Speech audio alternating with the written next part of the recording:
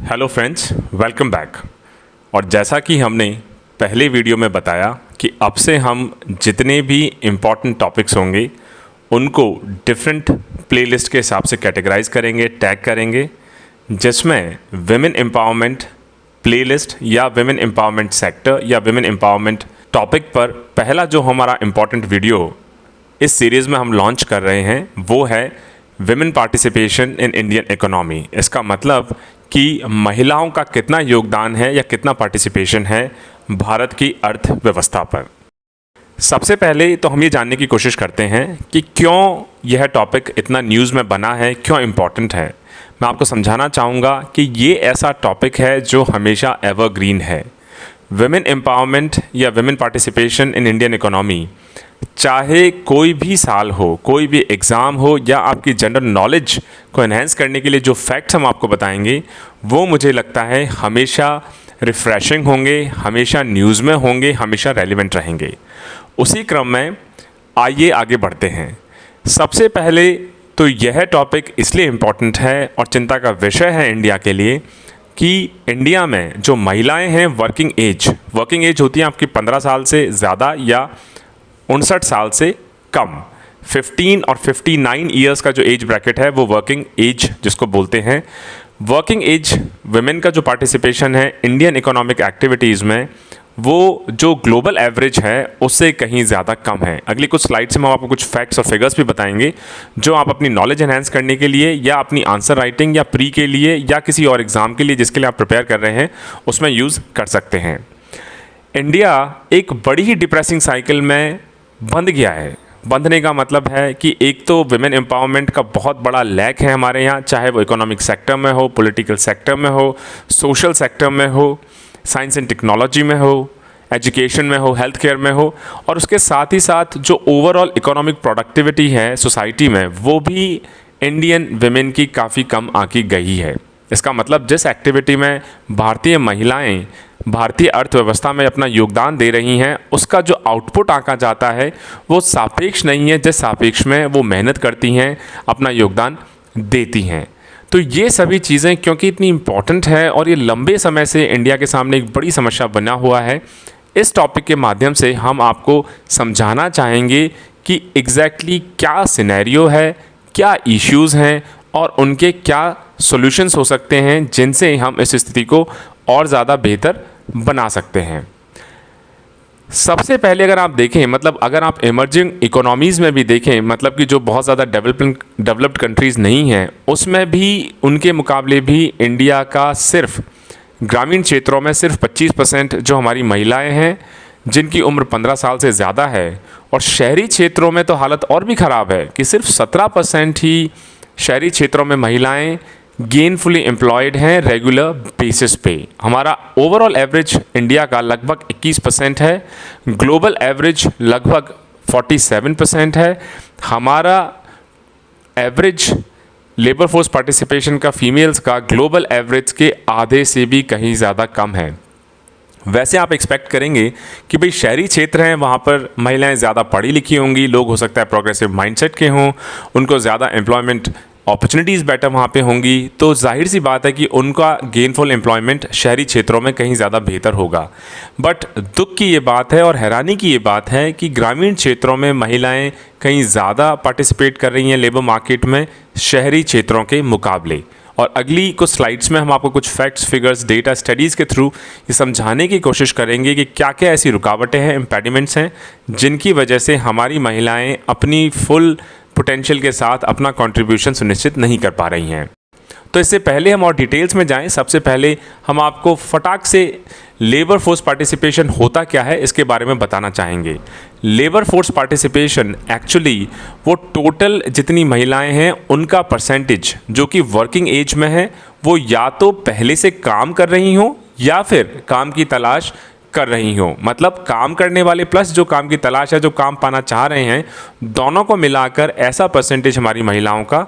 जो कि labour force participation ensure करता है उसको हम लेबर फोर्स पार्टिसिपेशन कहते हैं।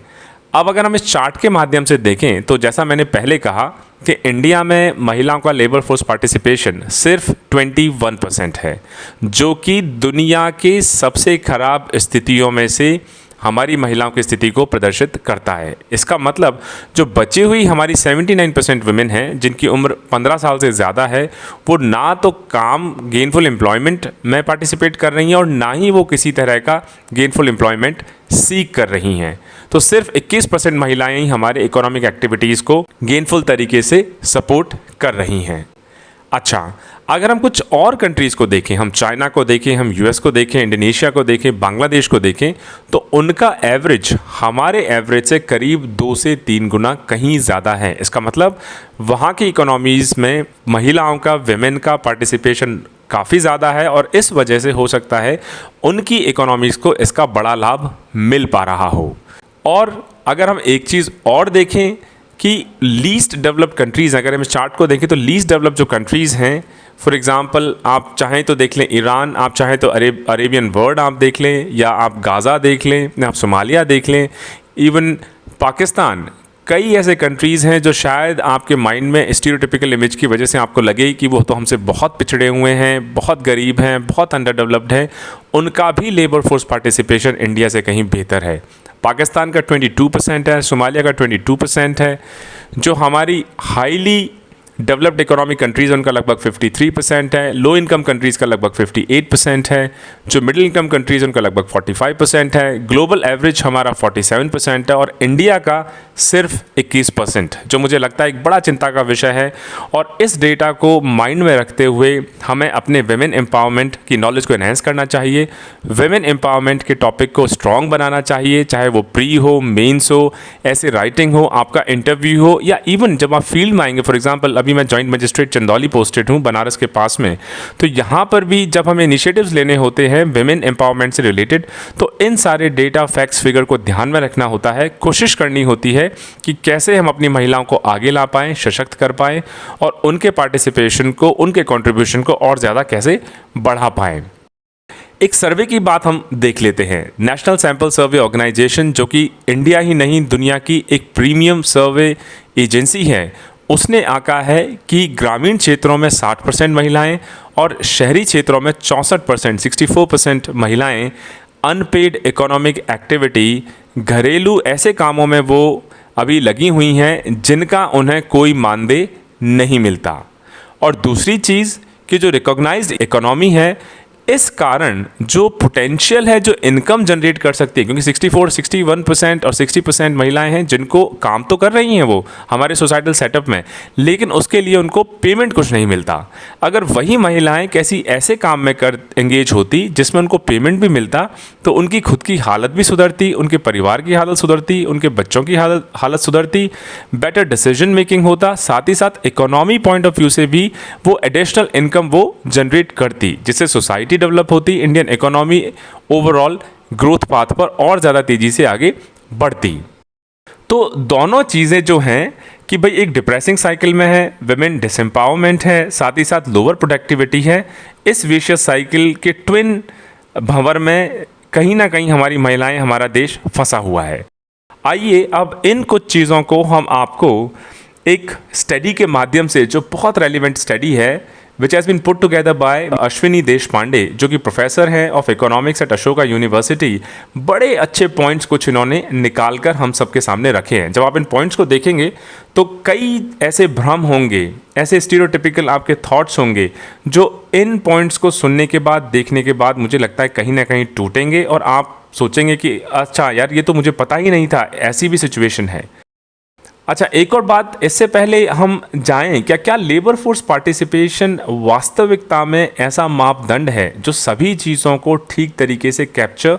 करता है? तो मेरा मानना है, इनफैक्ट कई लोगों का मानना है कि शायद नहीं। लेबर फोर्स पार्टिसिपेशन का जो मापदंड है, जो स्केल है, वो एक्यूरेटली कैप्चर नहीं करता, पर्टिकुलरली भारत जैसी सोसाइटियों में जहाँ पे इंडियन वुमेन केयर एक्टिविटीज़ में बहुत हैविली एंगेज्ड हैं और उस एक्टिविटी के लिए काम करेंगी, अपने बच्चों का ध्यान देंगी, अपने फैमिली का ध्यान देंगी, अपने बड़ों का ध्यान देंगी, लेकिन उस पूरे काम के लिए दुकान पे बैठेंगी, खेती बाड़ी करेंगी, उस काम के लिए लेकिन उनको एडिशनली कोई इनकम जनरेट नहीं होती। और यही सिचुएशन काफ़ी सारी जो साउथ एशियन नेशंस हैं, चाहे वो पाकिस्तान हो, बांग्लादेश हो, एट्सेट्रा एट्सेट्रा,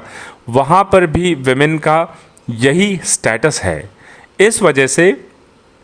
जो महिलाएं अपने घर के बाहर काम करती हैं, जिनको सैलरी मिलती है, फॉर एग्जांपल अगर टीचर हैं, आंगनवाड़ी वर्कर हैं, चाहे किसी कंपनी में सीईओ हैं या किसी टेक इंडस्ट्री में हैं, उनको तो पैसा मिलता है, उनकी प्रोडक्टिविटी अर्निंग काउंट होती है। लेकिन जो केयरिंग ऑफ देयर फैमिलीज़ या सोसाइटल केयर के अंदर जो इन्वॉल्व हैं, अपनी मर्ज़ी से या अपनी मर्ज़ी के ख़िलाफ़ काम बहुत करेंगी, इनपुट बहुत है, लेकिन उनको किसी तरह की इनकम ना होने की वजह से उनकी प्रोडक्टिविटी कम आकी जाती है। और ओवरऑल जो हमारा लेबर फोर्स पार्टिसिपेशन का कॉन्सेप्ट है या जो आंकड़े हैं, कहीं ना कहीं वो बायस्ड हैं, जिसमें इंडियन जैसी सोसाइटी का शायद जो वुमेन का कंट्रीब्यूशन है पूरी तरह प्रॉपरली रिफ्लेक्ट नहीं हो पाता है। चलिए आगे बढ़ते हैं। अगर हम मोटे मोटे तौर पर देखें तो दो इश्यूज़ हैं। पहला कि इस तरह का काम उनके लिए अवेलेबल हो जिसमें उनका स्किल हो, और दूसरा फार्मिंग में अपॉर्चुनिटीज़ या जिसे कहें कि हम फार्मिंग की जो लिमिटेशंस हैं उनको दूर करने के लिए नॉन फार्मिंग एक्टिविटीज़, मतलब कि कृषि के अलावा और भी जो अपॉर्चुनिटीज़ या जो फील्ड्स हैं उनमें भी उनको मौका मिलना चाहिए, पॉलिसीज़ बननी चाहिए, उनके लिए अपॉर्चुनिटीज़ क्रिएट होनी चाहिए। अच्छा, एक बड़ी इंटरेस्टिंग सी चीज़ है कि जो एजुकेशन लेवल्स हैं, चाहे वो पुरुष हों या महिला हों, दोनों के लगातार बढ़ रहे हैं। इनफैक्ट अगर आप पिछले दशक को देख लें तो महिलाओं में एजुकेशन लेवल पुरुषों के मुकाबले कहीं तेज़ी से बढ़ा है। लेकिन अगर आप एम्प्लॉयमेंट अपॉर्चुनिटीज़ देखें या लेबर फोर्स पार्टिसिपेशन देखें तो ज़्यादा एजुकेटेड या ज़्यादा एजुकेशन लेवल के बावजूद भी उनका गेनफुल एम्प्लॉयमेंट या लेबर फोर्स पार्टिसिपेशन लगातार एक कांस्टेंट डिक्लाइन पे हैं। ये एक मिसनोमर ही रह गया है कि अगर महिलाएं ज़्यादा पढ़ी लिखेंगी, तेज़ी से पढ़ी लिखेंगी, तो इसका मतलब है कि वो लेबर मार्केट में या गेनफुल एम्प्लॉयमेंट में ज़्यादा बेहतर कंट्रीब्यूट कर पाएंगी। और इसका एक बड़ा पजलिंग सा आंसर है कि ऐसा क्यों हो रहा है। अगर ज़्यादा पढ़ेंगी तो एम्प्लॉयमेंट अपॉर्चुनिटीज़ बढ़नी चाहिए और बढ़ने के साथ ही उनका पार्टिसिपेशन भी बढ़ना चाहिए। लेकिन शायद जो हमारे सोसाइटल नॉर्म्स हैं और जो हमारे सोसाइटल सेटअप है, पढ़ी लिखी महिलाओं को भी हो सकता है कि चाहे डोमेस्टिक वायलेंस हो या सेंस ऑफ सिक्योरिटी कंस्ट्रेंट्स हो या ग्लास सीलिंग हो कि एक लिमिट के बाद उनको आगे नहीं बढ़ना दिया जाता, या लॉजिस्टिक्स हो सकता है वो सेफ़ फील नहीं करती हूँ ट्रैवल करने में, या सोसाइटल नॉर्म्स जैसे कि अगर महिला हैं तो वो केयर एक्टिविटीज़ में ज़्यादा पार्टिसिपेट करें पढ़ने लिखने के बावजूद भी।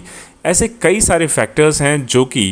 एजुकेशन से जो हमने प्रोग्रेस दिखाई है विमेन एम्पावरमेंट की तरफ, कहीं ना कहीं उसको ट्रांसलेट या कन्वर्ट नहीं होने दे रहे हैं इम्प्रूव्ड गेनफुल एम्प्लॉयमेंट या लेबर फोर्स पार्टिसिपेशन में।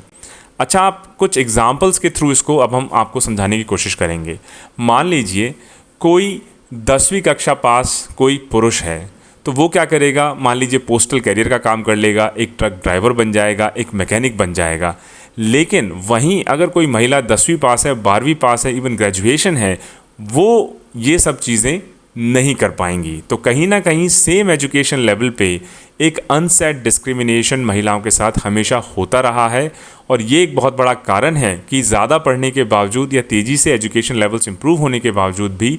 वो गेनफुल एम्प्लॉयमेंट में अभी तक उसको कन्वर्ट नहीं कर पा रही हैं।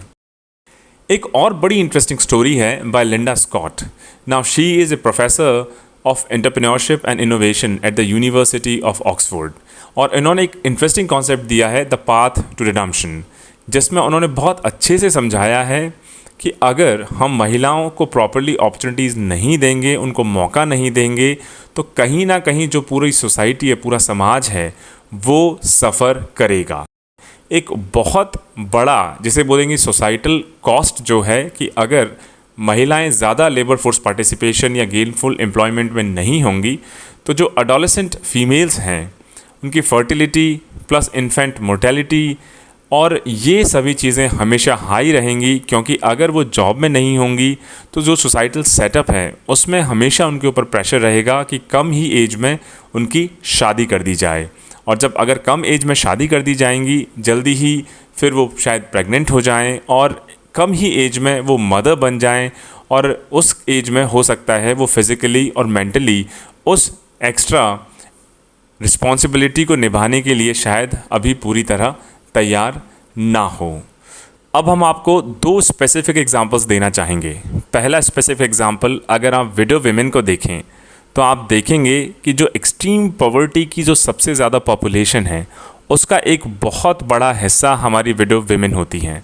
और उस वजह से उनके सामने फूड इनसिक्योरिटी की, हंगर की सिचुएशन और भी कहीं ज़्यादा बढ़ जाती है, क्योंकि विमेन लैंड ओनरशिप नहीं कर सकती। 2005 के जजमेंट के बाद हालांकि विमेन एंसेस्ट्रल प्रॉपर्टी में हिस्सेदार बन गई हैं, किंतु अगर आप उसको ग्राउंड रियलिटीज़ देखें, इनफैक्ट मैं भी अपने जॉब में डेली देखता हूँ, तहसील में जब मैं बैठता हूँ और लैंड रेवेन्यू से रिलेटेड जब मैटर्स आते हैं तो women are always at the receiving end of things. कहीं ना कहीं बड़ा इशू होता है उनको अपना हिस्सा लेने में, और उसकी वजह से बड़ा सफरेज के थ्रू उनको गुजरना पड़ता है। अगर हम दूसरी चीज़ें देखें कि एक तो लगातार पुरुष और महिलाओं के बीच में जो अर्निंग होती है या जो उनका पेमेंट होता है, सेम काम के लिए हमेशा महिलाओं को कम पे किया जाता है, और दूसरी चीज़ जो हमारी बुज़ुर्ग महिलाएं हैं, जो सीनियर सिटीजन्स हैं, जनरली वो अपने सर्वाइवल के लिए कहीं ना कहीं गवर्नमेंट के असिस्टेंस पे डिपेंडेंट होती हैं, और इस वजह से ना उनके पास ऑटोनॉमी होती है, और कहीं ना कहीं भूख की वजह से, लोअर लाइफ स्टैंडर्ड की वजह से, हेल्थ केयर ना मिलने की वजह से उनकी डेथ रेट भी कहीं ना कहीं हाई होती है। साथ ही साथ बीमारी उनको झेलनी पड़ती हैं, मेंटल ट्रॉमा के थ्रू उनको गुजरना पड़ता है, और जब परिवार की जो रक्षक हैं या जो पालनहार है महिला, वो जब खुद का ख्याल नहीं रख पाएंगी तो इस वजह से जो नेक्स्ट जनरेशन है, जो हमारे बच्चे हैं, उनको प्रॉपर खाने को नहीं मिल पाता, उनके न्यूट्रिशन पे नेगेटिव इम्पैक्ट पड़ता है, बच्चे प्रॉपर एजुकेशन नहीं ले पाते, बीमार रहते हैं, तो कहीं ना कहीं एक जनरेशन जो विमेन की है वो नेगेटिवली इम्पैक्ट होती है, और उसके कारण पूरा परिवार, पर्टिकुलरली जो यंगर नेक्स्ट जनरेशन होती है, उस पर भी बहुत मेजर नेगेटिव इम्पैक्ट होता है। इस वजह से अगर आप देखें तो ओवरऑल सोसाइटल जो इम्पैक्ट होता है विमेन एम्पावरमेंट ना होने की वजह से या विमेन डिसएम्पावरमेंट होने की वजह से, वो major unsaid, unseen economic as well as societal cost में कन्वर्ट हो जाता है, जिसका अल्टीमेट खामियाजा हमारी इकोनॉमी, हमारी नेक्स्ट जनरेशन और अल्टीमेटली हमारे नेशन को भुगतना पड़ता है। दूसरी चीज़ अगर हम देखें तो एक बड़ी अपॉर्चुनिटी कॉस्ट भी कहीं ना कहीं पे करनी पड़ती है। अगर आप पुरुष और महिला को कंपेयर करना शुरू करें तो जहाँ पर विमेन को प्रॉपर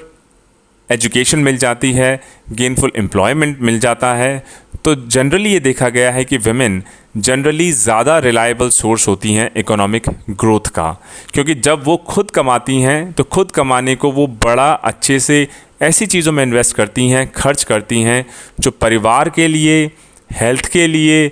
अगली जनरेशन की एजुकेशन के लिए, घर बार के लिए, राइट डिसीजंस मेकिंग के लिए कहीं ज़्यादा प्रोडक्टिव होता है। वहीं अगर आप देखें तो कई बार ऐसा होता है कि पुरुष जब कमाते हैं तो बहुत बार होता है कि वो अपने पर्सनल इंटरेस्ट या पर्सनल आदतों में कहीं ज़्यादा इन्वेस्ट करना शुरू कर देते हैं, बजाय इसके कि नेक्स्ट जनरेशन की एजुकेशन में इन्वेस्ट किया जाए, हेल्थ केयर में इन्वेस्ट किया जाए, घर को सुचारू रूप से चलाने में इन्वेस्ट किया जाए।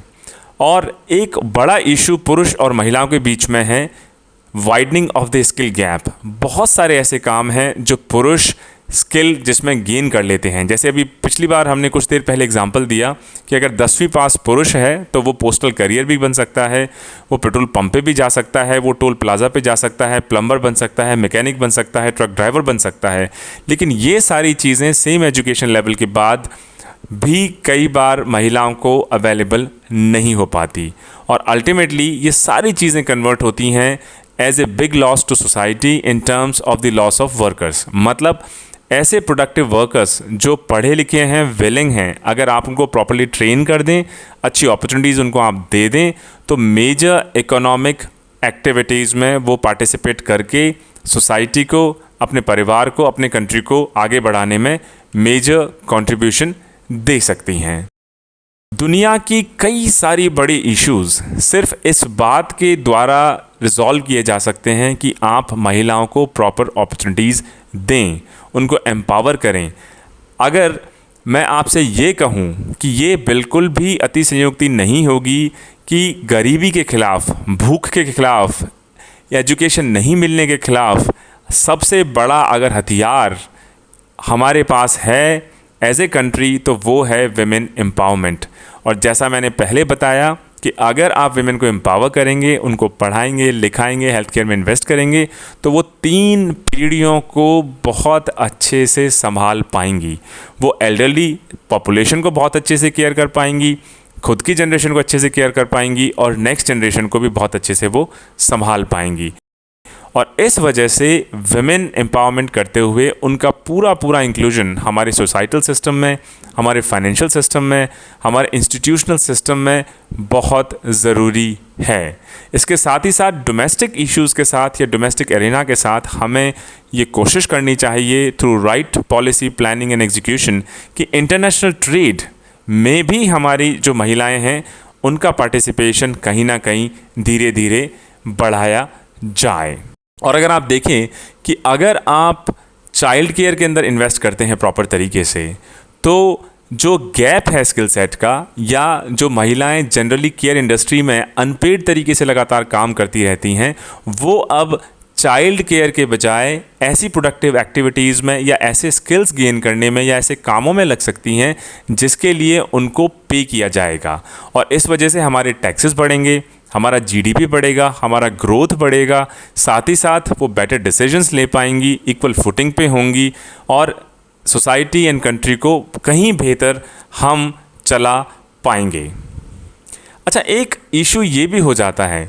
कि अगर महिलाओं को ज़्यादा नौकरियां दी, उनको ज़्यादा एम्प्लॉयमेंट अपॉर्चुनिटी दी, तो कहीं ना कहीं ऐसा तो नहीं कि वो पुरुषों की जो नौकरियां हैं उनको कम कर देंगी। कई स्टडीज़ इस बात पे हो चुकी हैं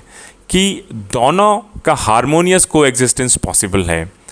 ऐसा जनरली नहीं होगा कि अगर महिलाओं को आप मौका देंगे तो वो पुरुषों की नौकरियों या एम्प्लॉयमेंट अपॉर्चुनिटीज़ पे नेगेटिवली इम्पैक्ट करेगा, क्योंकि जब महिलाएं जॉब मार्केट में आएंगी नई स्किल्स के साथ, नई ग्रोथ के साथ, तो उसके साथ आपकी इकोनॉमी कहीं ज़्यादा कंपेटिटिव बन जाएगी। आप बांग्लादेश का उदाहरण लेके देख लीजिए, वहाँ पे लेबर फोर्स पार्टिसिपेशन जहाँ तक मुझे याद है लगभग 70 to 80% की रेंज में है। और बांग्लादेश धीरे धीरे टेक्सटाइल का एक मेजर इंडस्ट्रियल हब इमर्ज होके आ रहा है। इसका कारण यही है, जब आप ज़्यादा लेबर सप्लाई कर पाएंगे लेबर मार्केट में एट कॉस्ट इफेक्टिव लेवल्स, तो आपके इकोनॉमी कहीं ज़्यादा कंपेटिटिव रहेगी। उसकी वजह से आपके एक्सपोर्ट्स बढ़ेंगे, इंडस्ट्रियल बेस आपका बढ़ेगा और नई टाइप के जॉब आपके सेक्टर्स में आप क्रिएट कर पाएंगे। ज़्यादा रेवेन्यू आएगा तो उस पैसे को आप बेटर इंफ्रास्ट्रक्चर क्रिएट करने में लगा सकते हैं, better infrastructure science and technology में लगा सकते हैं और ये एक सेल्फ सस्टेनेबल साइकिल की तरह एक्ट करेगा।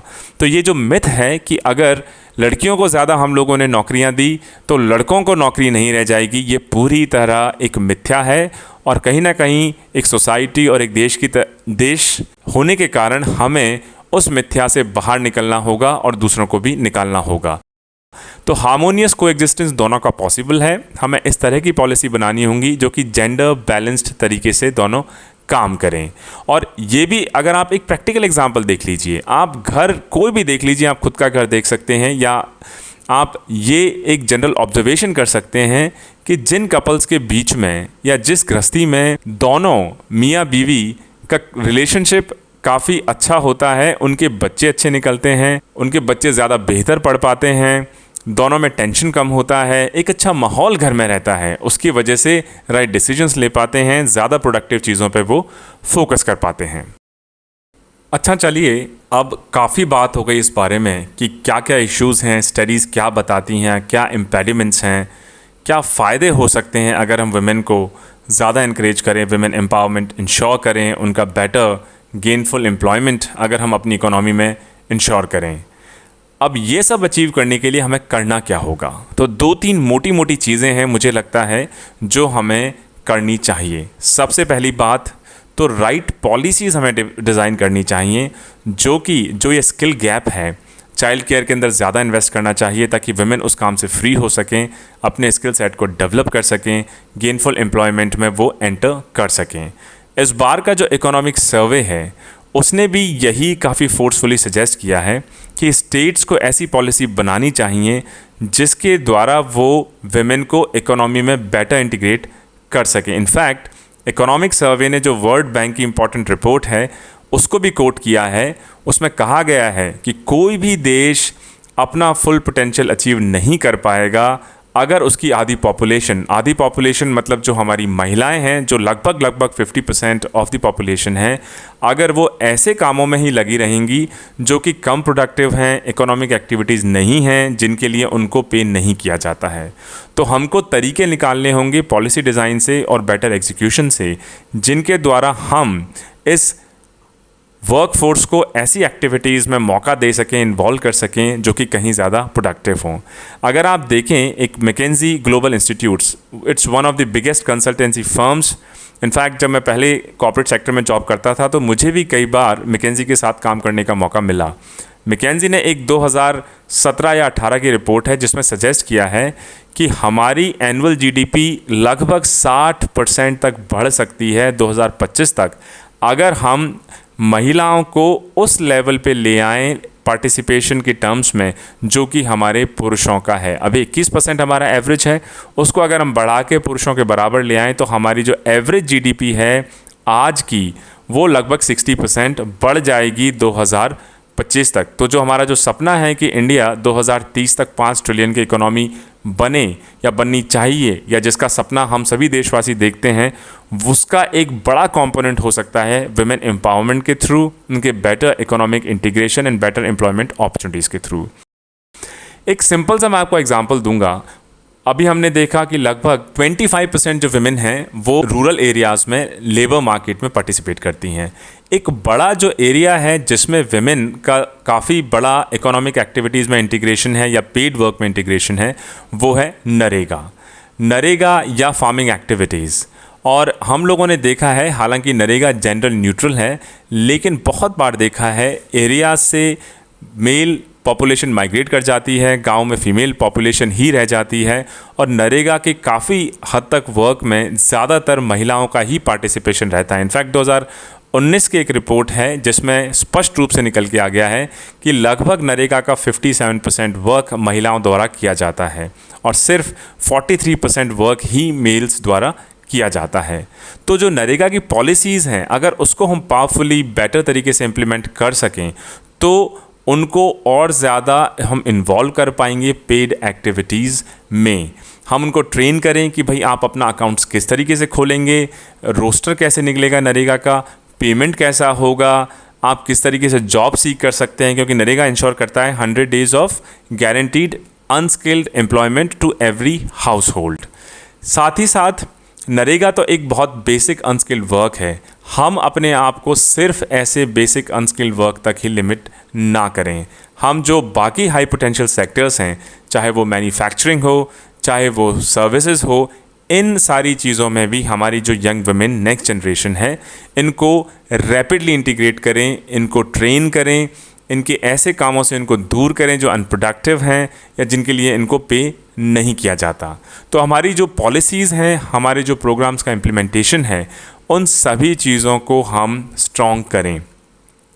ये सभी चीज़ें ग्राउंड पे कैसे कन्वर्ट होंगी? जैसे अगर हम एक चीज़ देखें, एक महिला और एक पुरुष अगर लोन लेने के लिए जाते हैं बैंक से, तो ज़्यादा चांसेस होते हैं कि पुरुष को लोन आसानी से मिल जाता है, क्योंकि उसके नाम पे ज़मीन होगी, प्रॉपर्टी होगी, हो सकता है उसके पास जॉब हो। वहीं अगर कोई महिला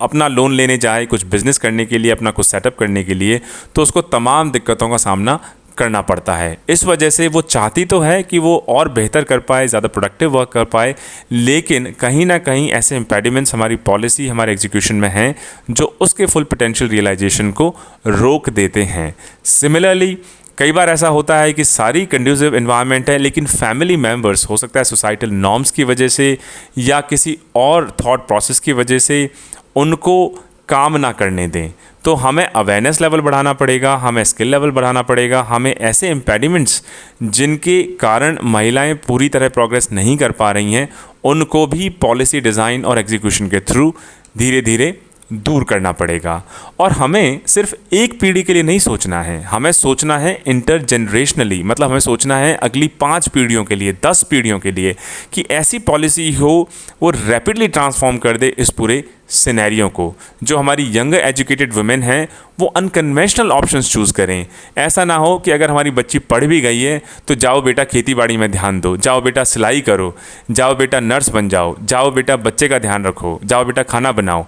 इस मेंटालिटी से हमें दूर होना पड़ेगा। जब हमारे पुरुष इस तरह के काम कर सकते हैं, मैकेनिक बन सकते हैं, ड्राइवर्स बन सकते हैं, कारपेंटर्स बन सकते हैं, प्लम्बर्स बन सकते हैं, तो हमारी महिलाएं वो सब क्यों नहीं कर सकती। इनफैक्ट कई बार जब हम लोग एक्सप्रेसवे से आते हैं, कई बार जब दिल्ली से मैं ट्रैवल करता हूँ लखनऊ की तरफ, तो बड़ा एक प्लेजेंट साइट होता है जिसमें एक पर्टिकुलर टोल प्लाजा मुझे याद नहीं है, वहाँ पे जितने भी टोल स्टाफ है सारी की सारी महिलाएं हैं, विमेन हैं, which is very pleasant change. कई सारे पेट्रोल स्टेशंस पे अब आपको महिलाएं वहाँ पे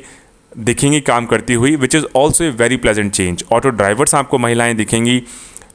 सर्विस सेक्टर में महिलाएं मिलेंगी, आपको सीईओ लेवल पे महिलाएं मिलेंगी। तो धीरे धीरे वो चेंज आ रहा है। इस चेंज को अब हमें बहुत एक्सपेडाइट करने की डेफिनेटली ज़रूरत है। उसके साथ एक जो हार्श रियलिटी है, ये तो एक जो मैंने अभी आपको पहली चीज़ें बताई, ये तो हुई फ्यूचरिस्टिक कि अब हमें आगे क्या करना चाहिए। साथ ही साथ हमें फोकस इस पे करना चाहिए कि अभी जो सिचुएशन है उसको और हम कैसे स्ट्रेंथन कर सकें। For example